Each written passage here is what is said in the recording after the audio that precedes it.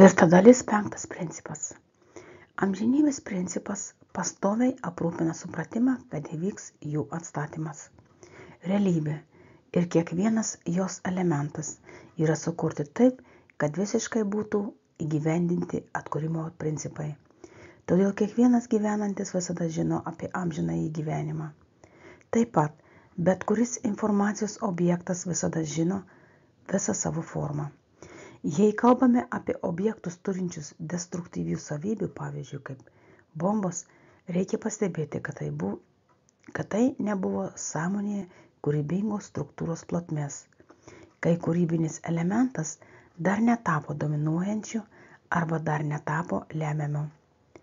Todėl esmė čia turėtų būti tokia, kad jūsų sąmonė izoliuotų bombą, tai yra pasirūpintų, kad ji nesprogtų.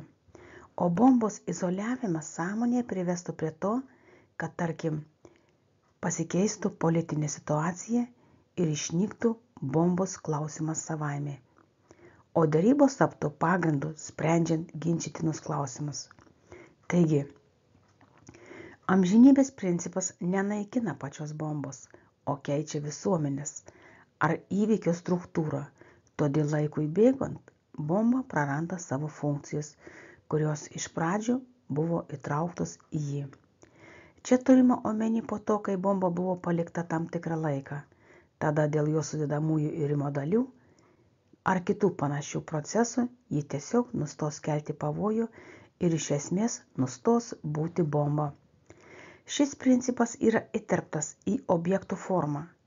Kai yra tam tikras elementas galintis ką nors sugadinti, jis veikia savęs naikinimo formą. Todėl kalbėdami apie objekto galimybę, amžinybę, kalbama apie tai, kad šie su destrukcija susiję elementai yra įvedami į struktūrą, kurioje negali sunaikinti nei savęs, nei kitų realybės elementų. Taigi, tinkamas valdymas lemia tai, kad visi elementai, kurie laikui bėgant gali sunaikinti, patys transformuosis. Tuo pačiu, pabrėžiu, nedarome įtakos nei pirminiai struktūrai. Nedarant įtakos pirminiai struktūrai. Taigi, remiantis amžinybės principų, užtikrinamas harmonijos atkūrimas.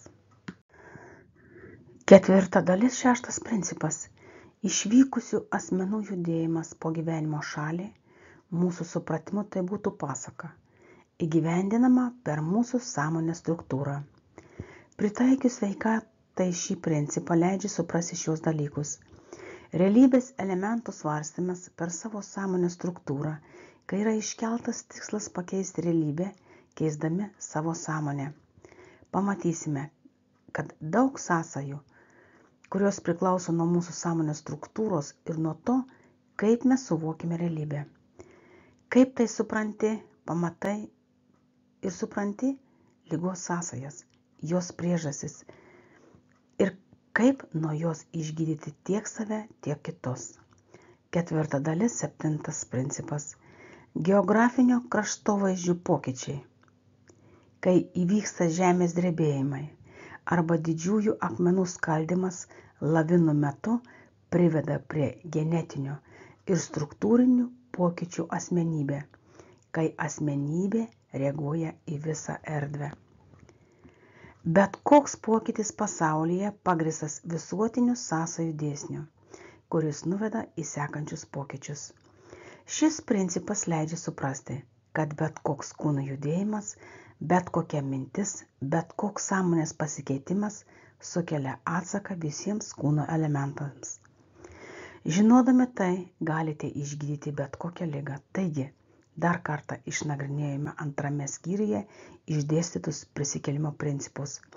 Šį kartą juos pritaikėme įvykių organizavimui, o ypač sveikatos atkūrimui.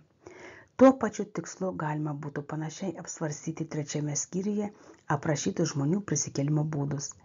Bet primygtinai rekomenduoju jums patiems pagalvoti apie šios klausimus ir pabandyti bent jau pasinaudoti kelių prisikėlimų metodų pavyzdžių, kad pamatytume, kokias rekomendacijas galite pateikti ir įgyti iš jų įvykių patirties organizavimo ir sveikatos atstatymui.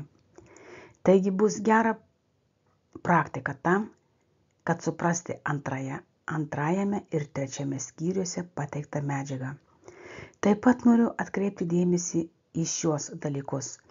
Prisikėlimo principai įvykių požiūrių yra pasaulio dėsnio atspindys, o prisikėlimo metodai dinamiško pasireiškimo pasaulio dėsniai.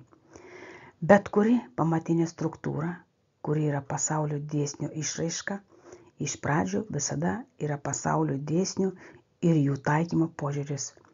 Ir iš čia galite žengti sekantį žingsnį, kad suprastumėte pasaulio sandarą, nors mes apie tai jau kalbėjome antrajame skyriuje.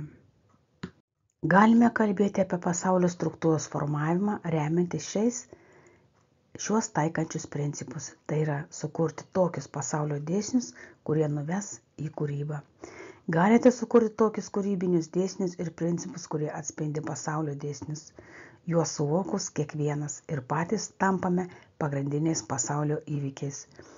Norintys pažinti ir suvokti savo sąmonės teisingas minties formas ir sąvokas, kviečiu mokytis kartu su manimi per YouTube, per Telegramą, kūrybingos sąmonės išvystymas, Facebookas ir taip toliau. Tekstas paimtas iš knygos Žmonių prisikėlimas ir amžinas gyvenimas nuo šiol taps realybė. Autorius Grigorij Grabovoj. Video įgarsino ir sukūrė Sigutė. Dėkoju Grigorij Grabovoj už žinias ir amžiną gyvenimą atneštą į žemę.